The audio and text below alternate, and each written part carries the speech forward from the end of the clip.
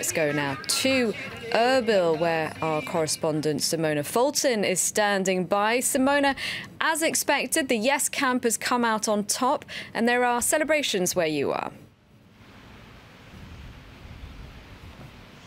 Indeed, the result is very similar, in fact, to another non-binding referendum that was held in 2005. 92.73% of the voters who turned out voted in favor of secession, with 7.2% voters who voted against.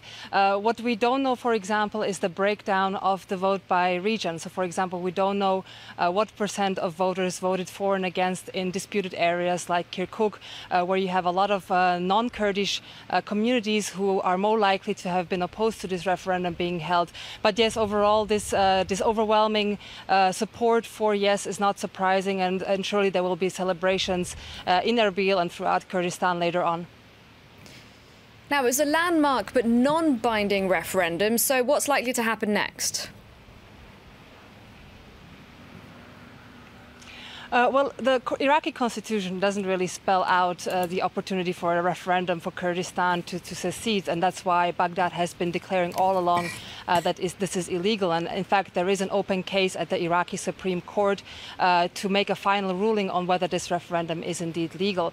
Now, of course, the authorities in Kurdistan don't really recognize the opposition from Baghdad. They don't really recognize the Iraqi constitution as such, because they say that Baghdad has repeatedly violated the constitution, for example, by not holding a referendum in Kirkuk itself to decide on the status of this disputed region.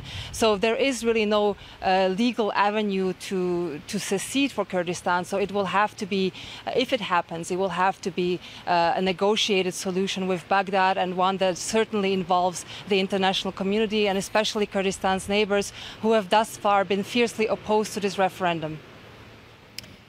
Simona, as you mentioned, the referendum wasn't just held in the region's 3 provinces, but also in disputed areas. And now lawmakers are saying that troops should be sent there. Indeed, the Iraqi parliament voted to give Iraqi Prime Minister Haider al-Abadi the authority to deploy troops to Kirkuk, which is a disputed area between Erbil and Baghdad, but which has come under the control of Kurdish Peshmerga fighters in the wake of the fight against the Islamic State group.